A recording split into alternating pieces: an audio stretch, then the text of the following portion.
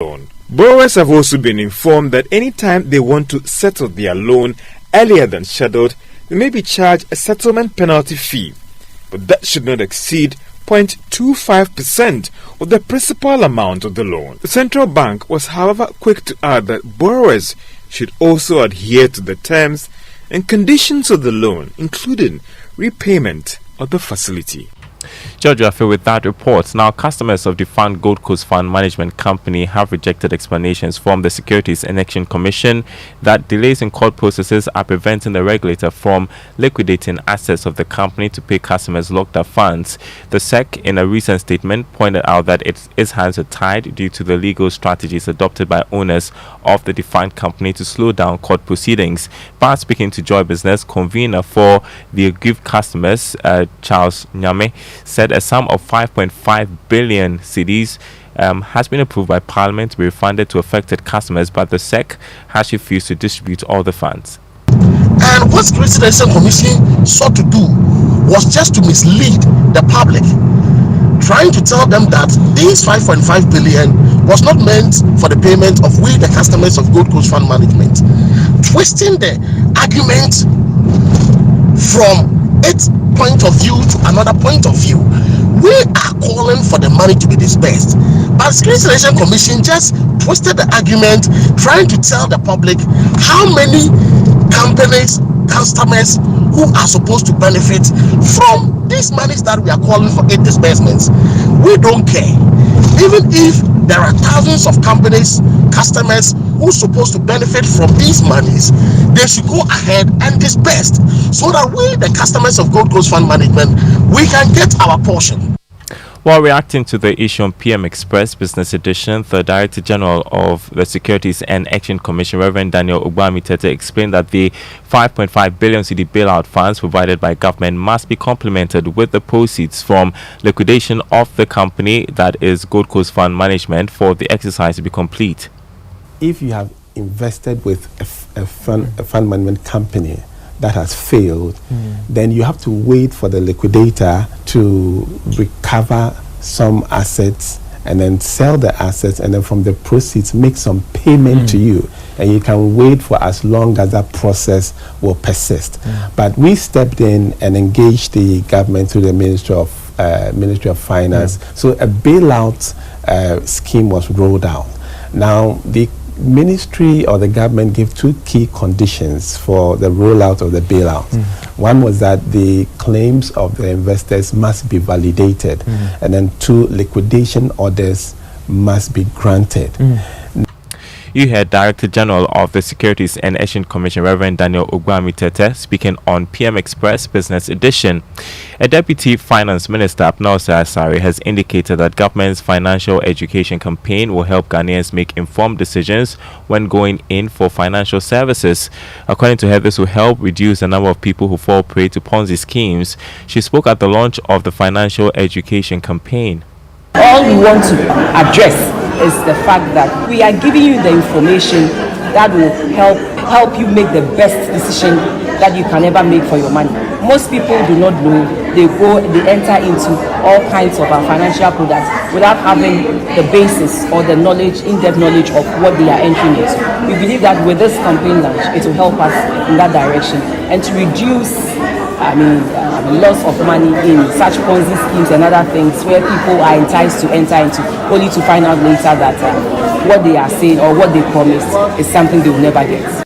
You heard Deputy Finance Minister Abnosa Asari. Economist Dr. Patrick Isuming has called on government to fix the structure of the economy to help improve the country's macroeconomic indicators. His comment comes after the World Bank lowered Ghana's growth rate to below 2% this year, far lower than the 2.7% earlier projected.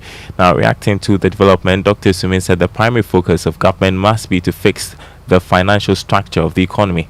It's more important to maybe look more medium term. It's okay to boost to meet the growth target for the year, but we have to understand that the source of the growth and the character of the growth matters. So we have to think about rebuilding the economy in such a way that it's going to be on a sustainable path and it's going to be more robust. So it's good that we we get the IMF funds coming in and then we get the program started. But we have to understand that the structure of the economy has a problem. The structure of public finances have a problem. If it means taking some shorter term pain so that you'll be able to change the structure for the long term going forward, I think that's what we should be doing. Not necessarily trying to do short term measures to boost the growth.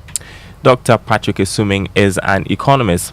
Now, government's indebtedness to the independent power producers has hit $1.5 billion as of the end of March this year.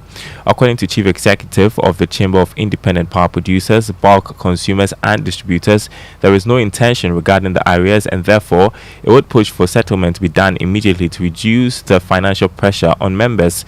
Elikplim Komla Apetogbo is Chief Executive of the Chamber. As at the end of January, the total arrears was in excess of 1.3 billion US dollars. As at the end of February, it was in excess of 1.44 billion US dollars. And at the end of March, we are in excess of 1.5 billion US dollars. There is no contention about this. There was no meeting anywhere to discuss a debt restructuring program of our arrears. Our members received a letter proposing the debt restructuring program, but was unanimously and outrightly rejected. The arrears in question are monies that we have already owed to our suppliers and others. It cannot be restructured. We are, however, open to a discussion on a payment plan. Elikplim Komla Apetogbo is CEO of the Chamber of Independent Power Producers. Let's turn to some news from the agri sector. The Food and Agriculture Organization of the United Nations has reiterated calls to government to partner with farmers directly to enable them access and utilize existing opportunities. Speaking at the third edition of the National Dialogue organized by the Ghana Federation of Forest and Farm Producers, National Facilitator of Forest and Farm Facility, Elvis Kuda, urged relevant government agencies to communicate with farmers on developing actionable plans to help farmers survive climate change. Government has rolled out a number of initiatives relating to climate change, also access to finance, social protection, and also markets as well. And most of these programs have achieved some successes, but you also still have some major challenges where some of these farmers are unable to access these existing opportunities. So this forms an opportunity for government agencies to be able to explain what these opportunities are and what the requirements are, and collectively can agree on an action plan to support GAFAB and its members to meet these requirements and be able to become partners and not just beneficiaries to some of these government interventions. You had National Facilitator of Forest and Farm Facility at the Food and Agriculture Organization, Elvis Kuda. Now, on Investor Eye today, you could be made to face the law if you advertise a fraudulent investment scheme or product. Let's listen to Zakaria Haruna Baba, who is Senior Manager in charge of Risk Management Department at the Securities and Exchange Commission.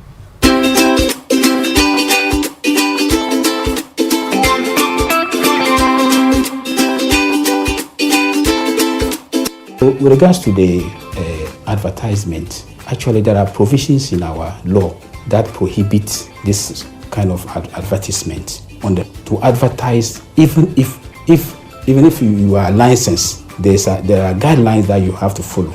Talk less of the fact that you are not licensed. If you are not licensed, you don't have any business advertising products, investment products. So we have sections in our law which prohibits such things. With the main law and then the regulations, and occasionally we put out notices to the public. Even yesterday we put out some form of warning to the public about this kind of advertisement, to tell them that it's not right to be advertising this product.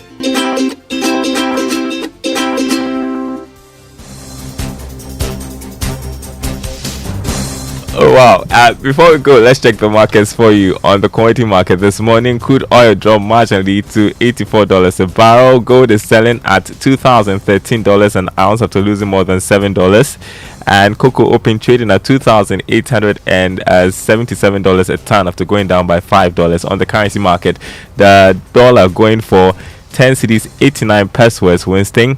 That's on the retail or forex market. The pound going for 13 cedis 90 pesos, and the euro going for 12 cedis 10 pesos. Oh, that's good news. That's the Joy Business Report. It's good news. But the crude oil prices too $84. No, it must drop. It must drop. And you see, the challenge with the crude oil price is also that we have been budgeting for it. But it's important that if it drops globally, we will be better off. The majority of Ghanaians. Yeah. The majority of Ghanaians will be better off because we'll buy, our fuel at a reduced cost. And what that would also mean is that one of the main drivers of inflation will be reducing. Was it yesterday? I saw a message from one of the listeners actually patting you on the back for always mentioning fuel prices. Yeah, it affects all of us. You see, it affects my brother. We buy fuel. We're not giving fuel monthly. We buy. You understand? So once you buy fuel, you feel it. And for me, I think the most important thing is that today, look at lending rates, and that's just because inflation is very high. Lending rates about 40%. Yeah. How many people can really do business with a 40% lending rate? Who wants to do that? In other parts of West Africa, they're lending at 11%, 10%.